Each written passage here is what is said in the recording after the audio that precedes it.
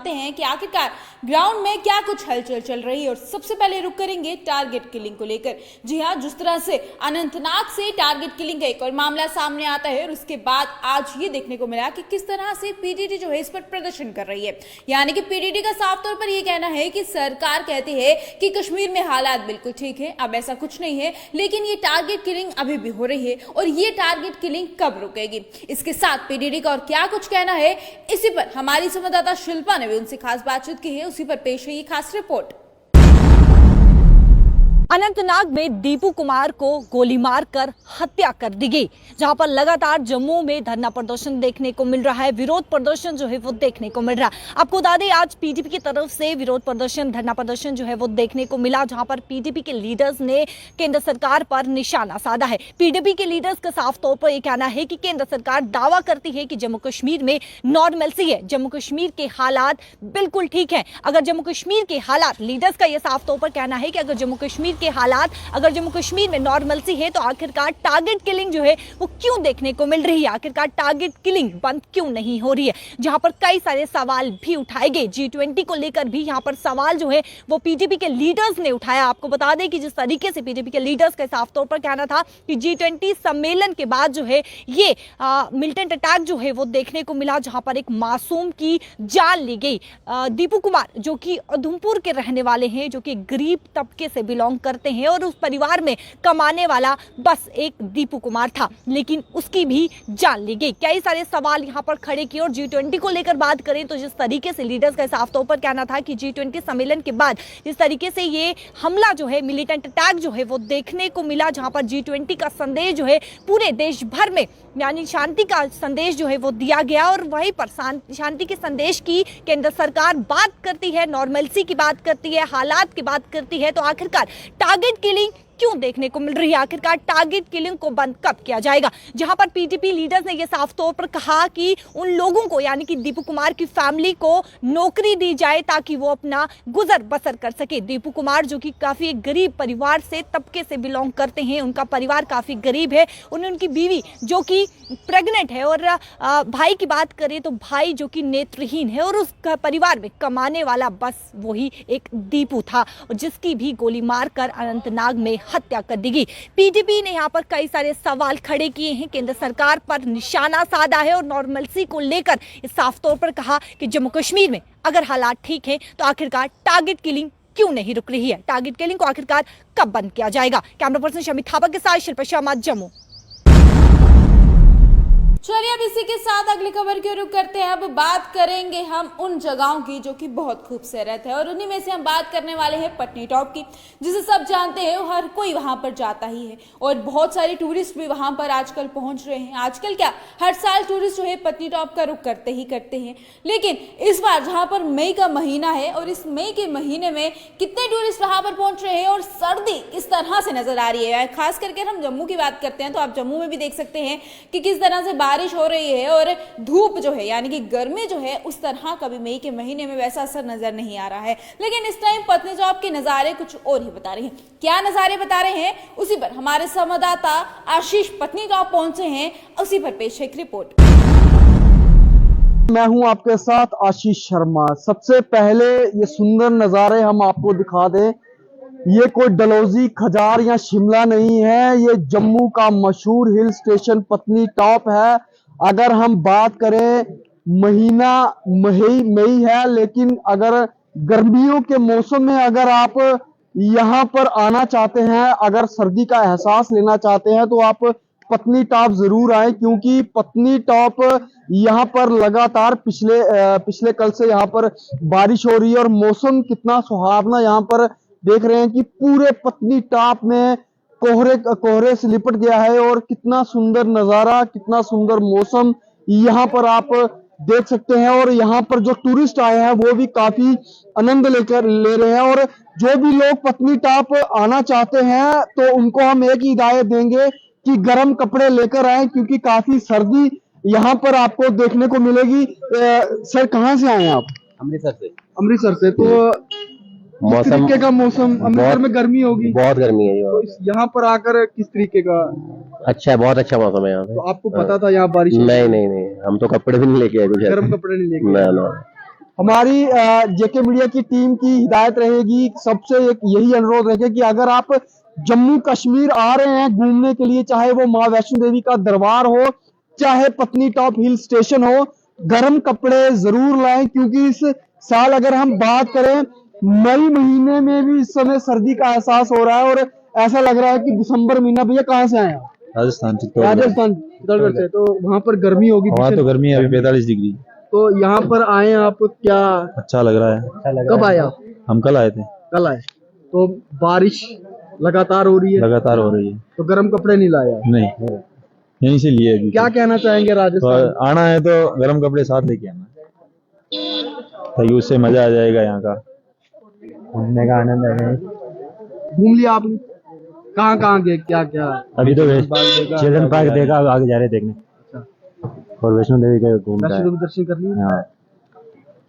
बहुत सारे श्रद्धालु होते हैं जो वैष्णो देवी दरबार में दर्शन करने के लिए आते हैं। उनका जो मनोरंजन बनाने के लिए, अपना फैमिली को घुमाने के लिए श्रीनगर की तरफ रुख करते हैं, पत्नी टॉप की तरफ रुख करते हैं, भद्रवाह की तरफ रुख करते हैं, नथा टॉप की तरफ रुख करते हैं। लेकिन वो एक चीज का ध्यान रखें कि गर्म कपड़े जरूर अपने साथ लाएं, क्योंकि यहाँ पर सर्दी काफी बढ़ चुकी है। हमारे साथ एक छोटा बच्चा भी यहाँ पर बेटा क्या नाम है आपका? विनायक शर्मा। कहाँ से आए हो आप? रियासी से। तो यहाँ पर सर्दी है, तो क्या कहेंगे? यहाँ पे बहुत सर्दी है, सारे गर्म कपड़े पहन के आए और लेके भी आए। आप नहीं लेके आए? नहीं लाए हैं। लाए हैं? हाँ। तो मई महीने में तो गर्मी होती है। तो अगर देखा जाए तो जम्मू कश्मीर में इस समय मई महीने में भी सर्दी है, तो क्या कहना चाहिए? इस बारी तो बहुत ही सर्दी है, पिछली बारी भी थी, पिछली बारी गर्मी थी। सारे गरम कपड़े लेके आए। हाँ। गर्म कपड़े ले आए। बच्चे ने भी यही बताया, क्योंकि यहाँ पर जो माहौल बना हुआ है इस समय आप देख सकते हैं कि बड़ा ही सुंदर नजारा, अद्भुत नजारा यहाँ पर पत्नी टॉप में देखने को मिलेगा। यहाँ पर धुंध से, कोहरे से पूरा पत्नी टॉप जो लिपट चुका है, कोहरे में सिमट चुका है और यहाँ पर सर्दी का एहसास है। मई महीने में आप देख सकते हैं कि जो यहाँ पर हिल स्टेशन पर टूरिस्ट आए हुए हैं वो भी काफी अपना इंतजामात नहीं करके लाए हैं, क्योंकि कुछ राजस्थान से हैं, कुछ दिल्ली से हैं। उनको नहीं पता था कि पत्नी टॉप में इतनी ठंड होगी या जम्मू कश्मीर में इतनी ठंड होगी। हमारी यही हिदायत रहेगी, अगर आप जम्मू कश्मीर में आ रहे हैं, चाहे वो वैष्णो देवी दर्शनों के लिए, चाहे हिल स्टेशन घूमने के लिए, तो अपने साथ गर्म कपड़े जरूर लाएं। और जो भी इस वीडियो को देख रहा होगा, अगर आप वैष्णो देवी के दरबार दर्शनों के लिए आ रहे हैं तो पत्नी टॉप जरूर आए और यहाँ के मौसम का नजारा लें। जय माता दी।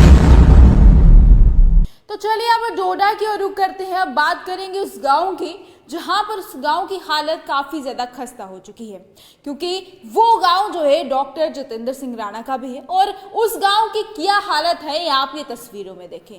इतना ही नहीं, वहां पर लोगों का साफ तौर पर ये कहना है कि हमने बहुत बार इसको लेकर शिकायत की है, सरपंचों से भी बातचीत की है, लेकिन कहीं पर भी कोई हल नहीं निकल रहा है। और वहीं पर एक नेता का कि गांव जहां पर वो रहने वाले हैं, उनके गांव की अगर ये हालत है तो बाकी गांव की हालत क्या होगी। इसी पर हमारे संवाददाता विकास की पेश हुई खास रिपोर्ट। आधा वर्ष जी जी जी आधा वर्ष सर। अर्ज ये है कि सर हमारे रास्ते सुधारा गांव है, हमारे जी। 30-40 घर, जी जी तो इससे बहुत बुरी हालत है। रास्ते भी नहीं हमें, जी रोड बन रहा था वो भी खत्म। जी 2 दिन वो काम लगाया, 2 वो निकाले, क्या नाम, पंचायत वालों ने मोड़, जी तो वो भी खत्म हो गई। जी तो लिहाजा सर हमारी गरीबों की सुनाई करे, आपकी बड़ी बड़ी मेहरबानी सर। जी जी जी हाँ। तो बाकी हमारे रास्ते कोई देखे, जी कोई आए ना, हमारा कोई भी आए अफसर तो देखे तो हमें वो खुद देखकर साहब को रिपोर्ट करेंगे।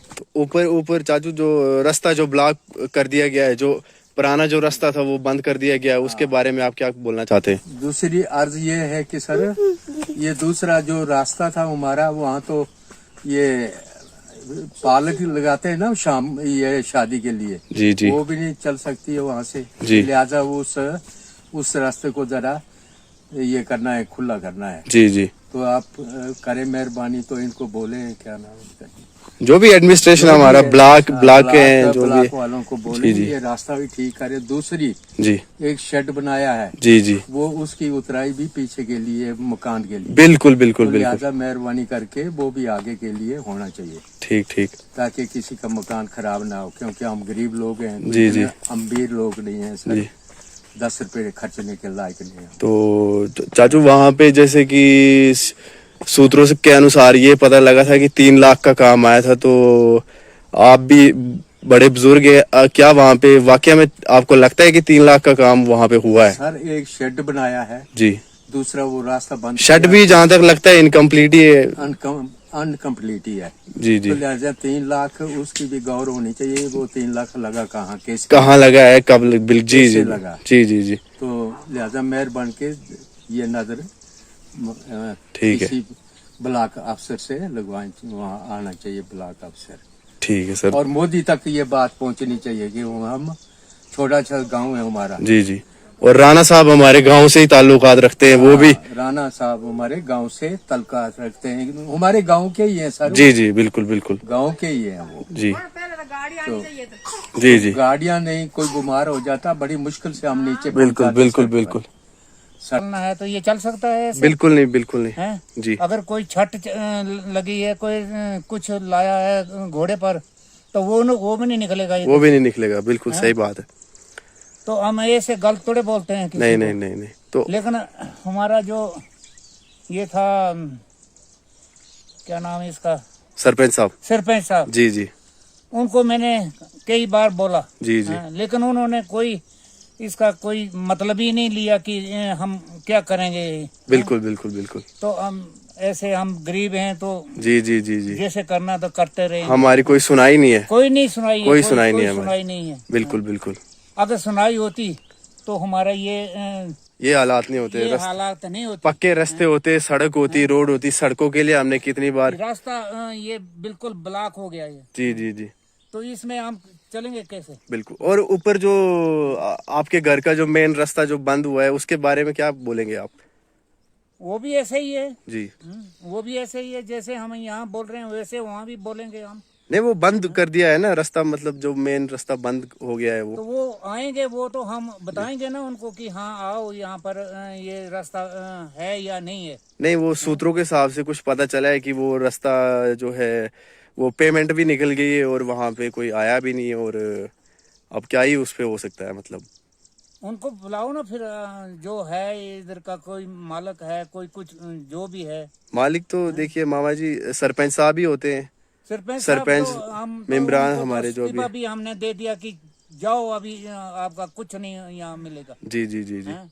जब हमने इतना बंद कर दिया है ना रास्ता, मतलब जो मेन रास्ता बंद हो गया है वो। तो वो आएंगे, वो तो हम बताएंगे ना उनको कि हाँ आओ यहाँ पर, ये रास्ता है या नहीं है। नहीं, वो सूत्रों के हिसाब से कुछ पता चला है कि वो रास्ता जो है वो पेमेंट भी निकल गई है और वहाँ पे कोई आया भी नहीं है। और अब क्या ही उस पे हो सकता है, मतलब उनको बुलाओ ना फिर, जो है इधर का कोई मालिक है, कोई कुछ जो भी है। मालिक तो देखिए मामा जी सरपंच साहब ही होते हैं। सरपंच, मेंबरान हमारे जो भी अभी हमने दे दिया कि जाओ अभी, आपका कुछ नहीं यहाँ मिलेगा। जी जी जी जी हैं? जब हमने इतना लोगों के सभा पर भी हमने बताया जी जी कि बिल्कुल भाई हाँ जी आओ, जी आओ देखो, हैं? उनकी जो औरत है वो बोलती हम आएंगे देखेंगे वहाँ पर। जी जी बिल्कुल नहीं आई, हैं? कभी नहीं आई, एक बार कभी कोई भी विजिट नहीं नहीं आई, आई। कभी भी नहीं, एक बार भी नहीं आई यहाँ पर। ठीक है, आप सुन सकते हैं ये बूढ़े बुजुर्ग इतना दुखी मेरी होके बोल रहे 73 साल हैं। उम्र है, 73 साल उम्र है। जी, मैं जी। कोई झूठ नहीं बोल रहा हूँ, जी जी जी जी लेकिन सुनता कोई नहीं है यहाँ पर। बिल्कुल। हैं? तो कारण आप बता सकते हैं मामा, थोड़ा क्या कारण इस चीज का होगा? अब वो आएंगे तो वो बताएंगे कि हाँ कारण क्या है ये, हम क्या बताएंगे कारण क्या है क्या नहीं है। तो आप कौन कौन आपके हिसाब से कौन कौन आना चाहिए, मतलब इस विषय पे बात करने के लिए? जो बड़े बड़े आदमी हैं वो यहाँ आएंगे तो वो देखेंगे। बस जैसे सरपंच साहब हो गए हमारे। सरपंच साहब तो हमारे तो बस वो इस्तीफा देने वाले हैं। नहीं, आप किसको किसको बुलाना चाहते हैं यहाँ पे? जो देखिए ना, जैसे बीडीओ साहब हो गए हमारे, हाँ आए, बीडीओ साहब आए, पंचायत सेक्रेटरी जो है वो आए, आए बाकी जो ब्लॉक के जो भी ऑफिसर जो यहाँ हाँ, पे जो भी हैं वो आए बिल्कुल। यहाँ पर देखें कि हम आदमी है कि पशु हैं, क्या हैं, बिल्कुल, कैसे जंगली हमारा हैं, बिल्कुल क्या है, जी जी वो यहाँ पर देखेंगे। हमारा यहाँ पर जो भी एरिया है जी जी ये देखेंगे, रास्ता देखेंगे, नाली देखेंगे, उधर ये बना सीमेंट बना थोड़ा सा, जी जी लेकिन वो भी नहीं, वो भी छोड़ दिया इन्होंने, वो भी खत्म। वो भी खत्म कर दिया। 2-3 लाख का काम था वो, वो भी 100-200 खत्म मीटर कर हुई। दिया। हम किसको बताएं? किसको बताना ये है रोना आ रहा हमें कि मुझे ये बताना नहीं चाहता हूँ मैं, जी जी, लेकिन मैं एक बहुत दुखी हो के हालात दुखी होकर, जी जी जी और मेरी जो उम्र है 77 साल है, जी मैं कोई झूठ नहीं बोल रहा हूँ। जी जी आए वो, कल आए, परसों आए, 2 दिन में आए, जी, यहाँ जी। देखेंगे। ये खबर जो मैं आपको दिखा रहा हूं, ये कुल्हत्ता के बिल्कुल साथ में गांव है सुंधारा गांव, और जहां की आबादी लगभग 30 से 40 घर है और 150 से 200 लोग जो है इस गांव में रहते हैं। और इन लोगों की बदकिस्मती इतनी है कि डॉक्टर जितेंद्र सिंह भी इनके गांव के रहने वाले हैं, यानी बिल्कुल साथ में कुल्हत्ता। और इस गांव को जो है, इस पंचायत जो है दोनों की इकट्ठी है, यानी एक वार्ड है, यानी एक पंचायत का हिस्सा है, वो जो है सुंधारा गांव आता है। बदकिस्मती इन लोगों की ये देखिए कि वहां पर एक तीर्थ स्थान भी है जहां पर लोग जो है रोजाना आते हैं। एक माता का मंदिर भी है, हर रोज कोई ना कोई माता के दर्शन करने वहां पर पहुंचता है। लेकिन वहां के लिए जब सड़क की बात की जाती है तो पैदल चलने के लिए भी नहीं रास्ता।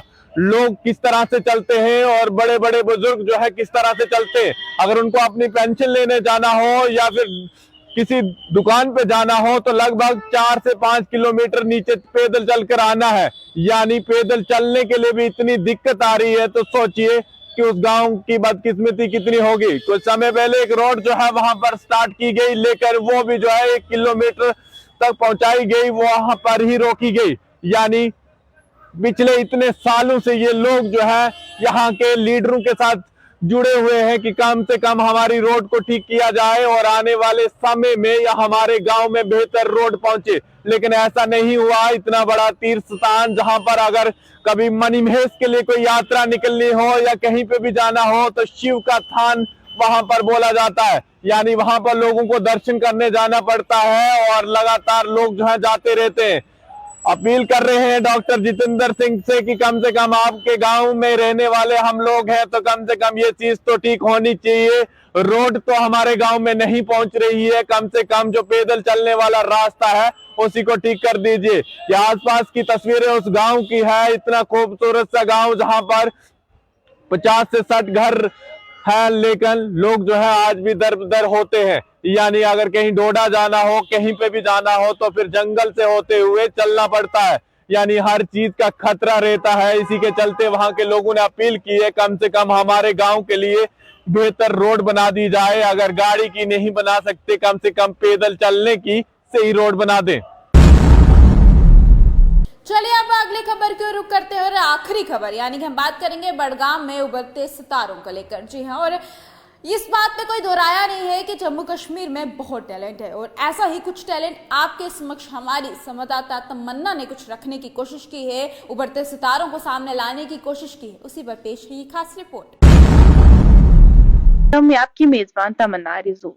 नाजरीन, जैसे कि आप जानते हैं, वक्तन फवक्तन हम अपनी नाजरीन की मुलाकात कश्मीर के मशहूर व मारूफ गुलकारों से कराते हैं। इसी सिलसिले में आज हम आपकी मुलाकात कश्मीर के नए उभरते हुए सितारे से मुलाकात कराते हैं जो गुज़श्ता कई सालों से फनकारी की दुनिया में अपना लोहा मनवा रहे हैं। साथ साथ में आपको ये भी बता दूं कि फुरकान साहब अपने गाँव में छोटा रशीद हाफिज के नाम से भी जाने जाते हैं। आइए नाज़रीन इनसे बात करते हैं। जी फुरकान साहब, हम आपसे जानना चाहते हैं कि म्यूजिक की दुनिया में आप कब से वाबस्ता हुए? जी, अगर हम म्यूजिक की बात करें तो म्यूजिक का शौक मुझे बचपन से ही था। जब स्कूल में मॉर्निंग असेंबली होती थी, मैं वहाँ पे पार्टिसिपेट करता था, या नाच कंपटीशन होता था, मैं वहाँ पे भी हिस्सा लेता था। धीरे धीरे शौक बढ़ता रहा। तो ऑलमोस्ट 9th-10th स्टैंडर्ड में था मैं, तो फिर मुझे एक उस्ताद मिले जिनने मुझे हारमोनियम के बेसिक सिखाए। उनका नाम सईद ज़ोहर अहमद है। फिर मैं कंटिन्यू करता रहा, इसी के साथ प्रैक्टिस करता रहा या यूट्यूब से देखता रहा, हारमोनियम के लेसन्स देखता रहा, तो तब से कंटिन्यू कर रहा हूँ। अच्छा, क्या क्या इंस्ट्रूमेंट आप बजाते हैं? मैं हारमोनियम बजाता हूँ और रबाब बजाता हूँ और थोड़ा सा मटके के साथ भी करता हूँ। और भी कई इंस्ट्रूमेंट बजाता हूँ, लेकिन ज्यादा उनमें एक्सपीरियंस नहीं है। प्रोफेशनली मैं हारमोनियम और रबाब भी बजाता हूँ। रबाब जो किंग ऑफ ऑल इंस्ट्रूमेंट्स है वो भी आप बजाते हैं, जी तो आप हमें उसकी जो धुन है वो सुनाएंगे? जी बिल्कुल।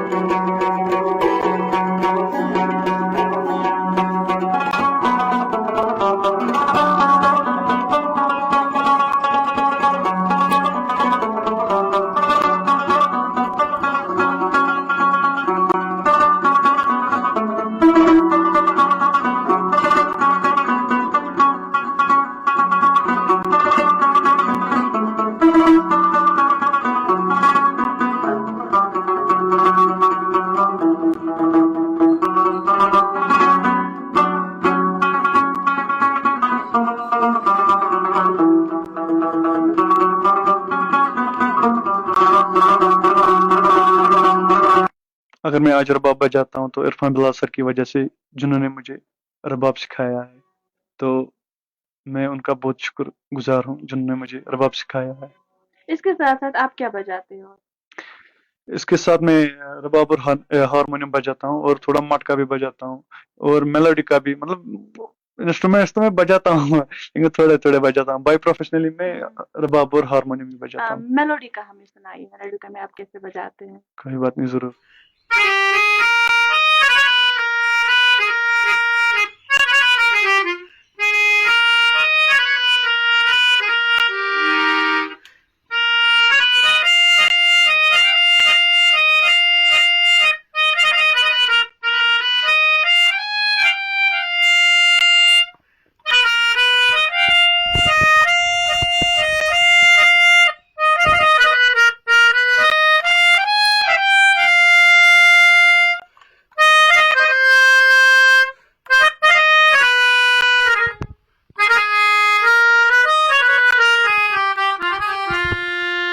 घर के सपोर्ट की अगर बात करें तो घर का कैसा सपोर्ट रहा, या जो फ्रेंड्स आपके हैं उनका कैसा सपोर्ट रहा? हाँ, पहले पहले तो घर का सपोर्ट नहीं था, फिर जब उन्होंने भी देखा इसको दिलचस्पी है म्यूजिक के साथ, तो फिर उनका भी अच्छा सपोर्ट रहा। वो पहले बैड कमेंट्स करते थे, ये क्या बड़े गेवन गेवन नहीं बोजन इतना सूफियान हुनियोस बोजने, कुछ नया फॉलो करो, मतलब बॉलीवुड गाओ, उसमें बहुत है, या बाहर के भी सुनते हैं। कश्मीर में खाली कश्मीरी सॉन्ग्स खाली कश्मीर के लोग ही सुनेंगे, बॉलीवुड का मतलब बॉलीवुड के सॉन्ग्स गाओ वो बाहर वाले भी सुनेंगे। तो उनका तो सपोर्ट ही नहीं था पहले से ही। अब जब आज करते हैं वो support? हाँ, अब जब वो देखते हैं ये न्यूज में आ रहा है, वहाँ आ रहा है, तो अब वो मुझे बोल रहे हैं हमें सिखाओ ऐसे ऐसे इंस्ट्रूमेंट्स। मुझे कितने स्टूडेंट्स बोलते हैं, मतलब जो फ्रेंड्स भी है, हमें रबाब सिखाओ, हमें हारमोनियम सिखाओ।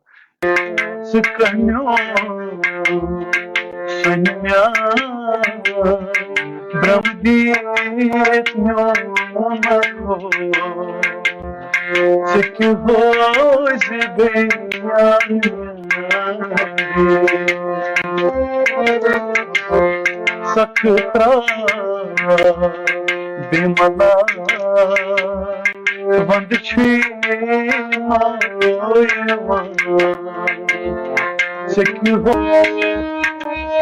Get over hay azlayna manzay Get over hay azlayna manzay Kya gaye vakti adroyasta Kya gaye vakti adroyasta Kya te vakt ake parvaz hai खुश तो मेरी मम्मा ही हुई। कौन सा ऐसा सॉन्ग था जो आपने उस दिन गाया था?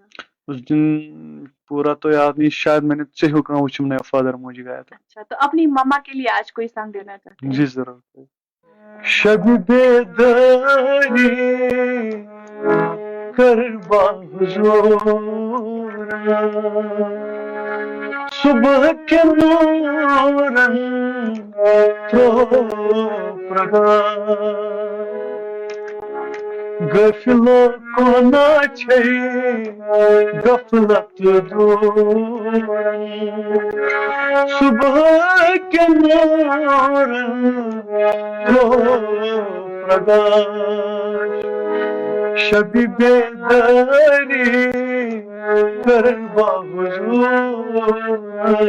जी अगर हम कश्मीर की बात करें तो Kashmir is full of talents. तो कश्मीर टैलेंट से भरा हुआ है। तो गवर्नमेंट से थोड़ा भी सपोर्ट नहीं मिल रहा है हमें। अगर मिल भी जाता है तो विलेजर्स को नहीं मिलता है। जो विलेजर्स के आर्टिस्ट है उनको तो कोई भी प्लेटफॉर्म नहीं मिलता है। यहाँ तक कि प्रोग्राम गवर्नमेंट प्रोग्राम भी नहीं मिलता। अगर कोई किसी जगह पे होता है, मेरी गवर्नर साहब से ये अपील है कि हम कश्मीर के आर्टिस्टों के लिए कुछ प्लेटफॉर्म फराहम कीजिए या कुछ स्कीम्स फराहम कीजिए जिससे हम अपना रोजगार कमा सके।